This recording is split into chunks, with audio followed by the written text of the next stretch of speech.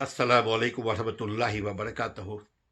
بین الاقوامی قوانین کا پس منظر، بلکہ اگر ہم اس طرح کہیں کہ background of international law, global لا۔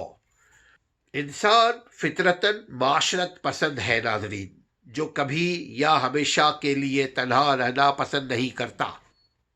اسی لیے ارسطو نے کیا کہا ہے کہ مین از اے سوشل اینیمل۔ ہم اینیمل نہیں کہتے، ہم اللہ کے بندہ کہتے ہیں، لیکن ان کا کہنا یہ ہے کہ انسان ایک سماجی حیوان ہے۔ ناظرین، اس سے پہلے کہ ہم گفتگو کا آغاز کریں، آپ سے گزارش ہے کہ چینل کو سبسکرائب کر لیں اگر ابھی تک نہیں کیا ہے تو، اور ویڈیو اچھی لگے تو آپ لوگوں سے شیئر کریں، نیک کام میں ایک دوسرے کے ساتھ دیں، علم کو پھیلانے میں آپ ہماری مدد فرمائیں۔ ارسطو نے یہ بات ہزاروں سال پہلے کہی تھی کہ اس کی یہ بات ہر دور میں دیکھیے فٹ آ رہی ہے کہ انسان سماج میں رہنا پسند کرتا ہے۔ مین از اے سوشل اینیمل۔ انسانی زندگی نام ہی اتحاد، یونٹی، تعاون، ایک دوسرے کی مدد کرنا اور اشتراک عمل، ایک دوسرے کے ساتھ مل جل کے کام کرنے کا انسان پسند کرتا ہے۔ انسان کو دنیا میں رہنے اور اپنے مسائل کو حل کرنے اور نسل انسانی کی خیر اور بقا اور خاندانی زندگی کی تحفظ کے لیے معاشرتی جماعتوں اور مختلف تنظیموں سے باہمی تعاون کرنا ناگزیر ہو چکا ہے۔ انسان آپس میں مل جل کے رہنا پسند کرتا ہے، یہ انسان کی فطرت ہے۔ دیکھیے، اکیلا انسان اپنے آپ کو محسوس کرے گا کہ وہ دنیا میں اس کو پنش مل رہی ہے۔ آپ کو دنیا کی تمام خوشیاں آپ کو مل گئی، لیکن تنہا ہے، وہ آپ خوشی کو انجوائے نہیں کر پائیں گے۔ ناظرین، تاریخ انسانی اس بات کی گواہ ہے کہ بڑھتی ہوئی انسانی آبادی کے عمل نے خاندان سے خاندان کو، گروہ کو، قبائل کو، شہروں کو، سلطنتوں کو، قوموں کو ایک شکل دی ہے۔ تمام انسان ویسے آدم کے اولاد ہے، مگر الگ الگ پہچان اللہ نے ان کو دی ہے۔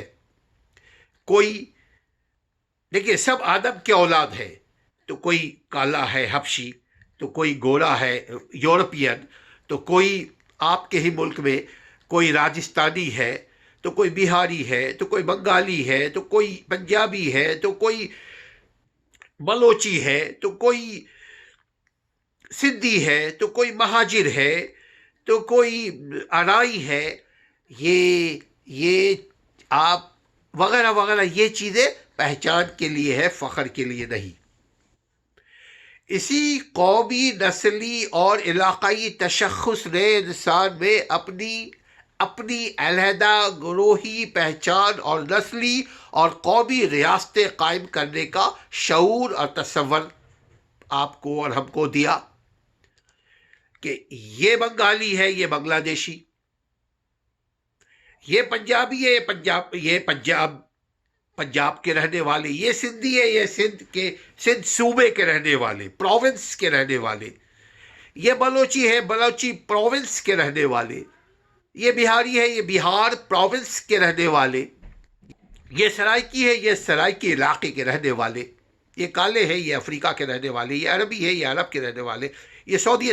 تو یہ پہچان ہے، ریاستی پہچان۔ ماہر سماجیات اور علم سیاسیات کے خیال میں ریاست کی تخلیق 3 اہم نظریات پر مشتمل ہے۔ ناظرین، نظریہ تخلیق ربانی، دوسرا نظریہ جبر اور معاہدہ عمرانی یعنی سوشل ایگریمنٹ۔ خواہ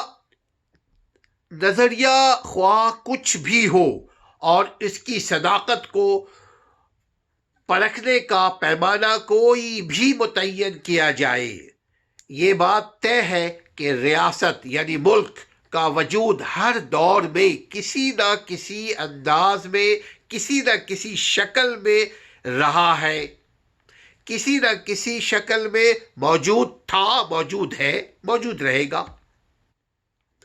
زندگی آپس کے اتحاد، انسانی زندگی، آدمی کی زندگی آپس کے اتحاد اور باہمی تعاون اور ایک دوسرے کے ساتھ مل جل کر رہنے کا نام ہے۔ انسانی زندگی مل جل کر رہنے کا نام ہے۔ جو ایسا نہیں کرتا وہ تنہائی کا شکار ہو کر دوائیوں کا محتاج ہو جاتا ہے، پھر وہ انسان کی ضرورت نہیں اس کو ہوتی، دوائی کی ضرورت ہوتی ہے۔ اور ریاست انسانوں ہی سے آباد، کوئی بھی ملک میں اگر انسان نہیں، آپ سائبیریا چلے جائیں، اب بے شمار ایسی جگہ ہے جہاں انسان نہیں ہے، آپ وہاں ایک رات رہ نہیں سکیں گے۔ لہذا یہ انسانوں سے آباد ہے۔ اسی لیے ریاستوں کے قیام کے بعد یہ ریاستیں انسانی فطرت کے مطابق، انسان کی عادت کے مطابق، انسان کی نیچر اینڈ ہیبٹ کے مطابق اپنی ضرورتیں پوری کرنے کے لیے ایک دوسرے کے ساتھ تعاون بھی کرتی آئی ہے۔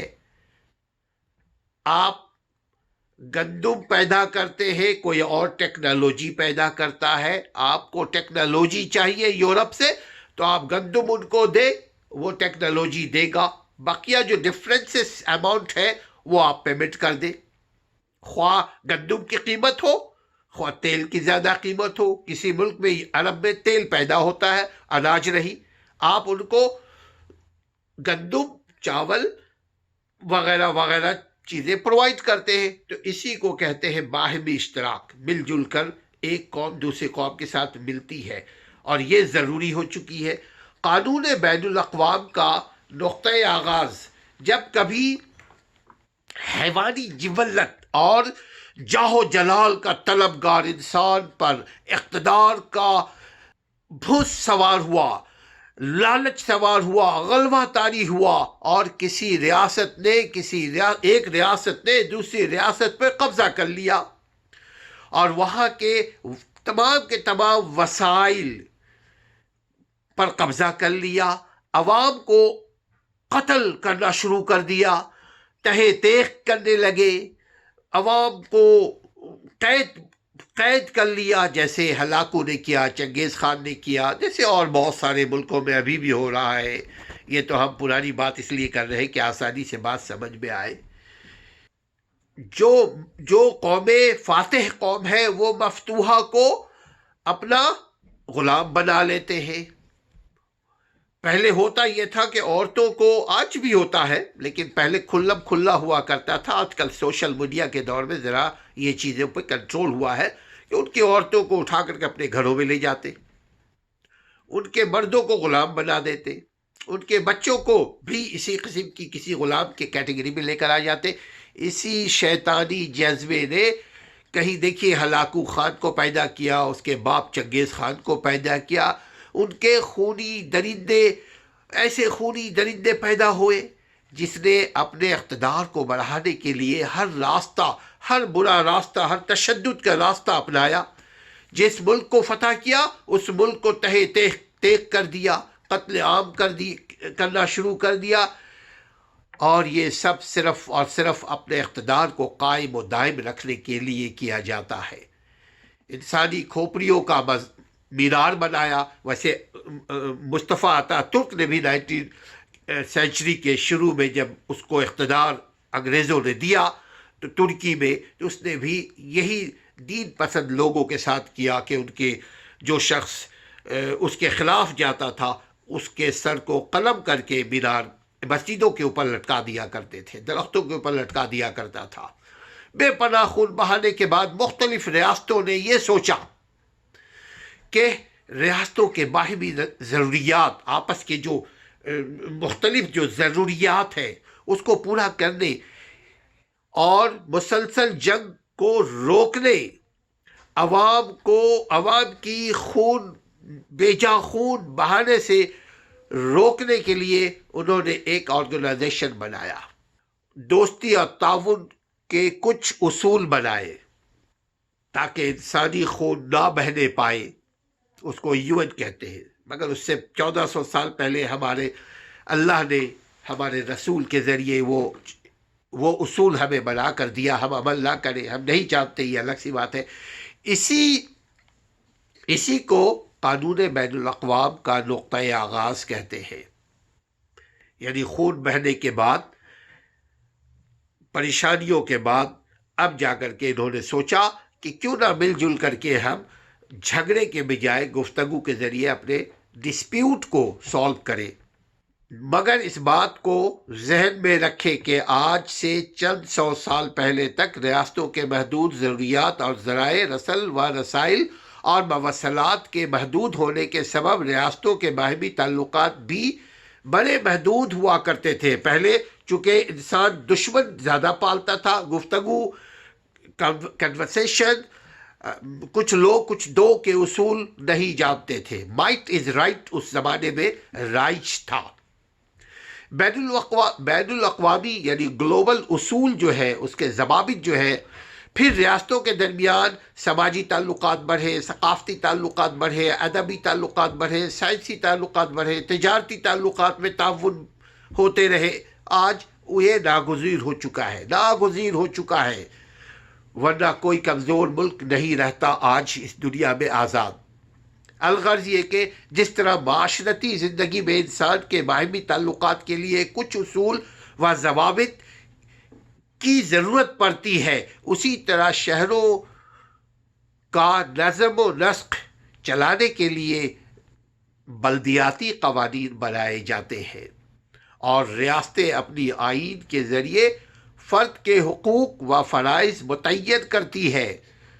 ریاست کرتی ہے اپنے لحاظ سے اپنے عوام کے حقوق اور فرائض کو چلانے کے لیے قوانین سازی ہوتی ہے۔ اسی طرح انٹرنیشنل لا بھی بنائے جاتے ہیں تاکہ ریاست ایک دوسرے کے فریڈم کو رسپیکٹ دے، ایک دوسرے کے ساتھ ظلم زیادتی نہ کرنے پائے۔ یہ کہنے کی بات ہے، لیکن ہے یہ قانون۔ اسی طرح جیسے آپ گھر میں کسی بات پہ اگر ڈسپیوٹ ہو جائے تو بابا آ کر کے اس دو بھائیوں کے ڈسپیوٹ کو سالو کرتے ہیں، اسی طرح آج کل UN بنی ہوئی ہے، جو اگر دو ملکوں کے درمیان کوئی ڈسپیوٹ ہے تو یہ اپنا کیس لے کر دونوں ملک جاتے ہیں، اور دونوں ملک کے جو بیوروکریٹس ہوتے ہیں، جو ان کے ٹیکنوکریٹس ہوتے ہیں، وہ ان کو فائٹ کرتے ہیں اپنے ملک کے بینیفٹ کے لیے، اور اسی طرح دنیا میں انٹرنیشنل معاہدے وجود میں آئے۔ تو ناظرین، یہ تھا بین الاقوامی قوانین اور اس کا پس منظر کہ بین الاقوامی قوانین کافی جنگ و جدل، خون خرابہ، لوگوں کی اموات کے بعد وجود میں آیا۔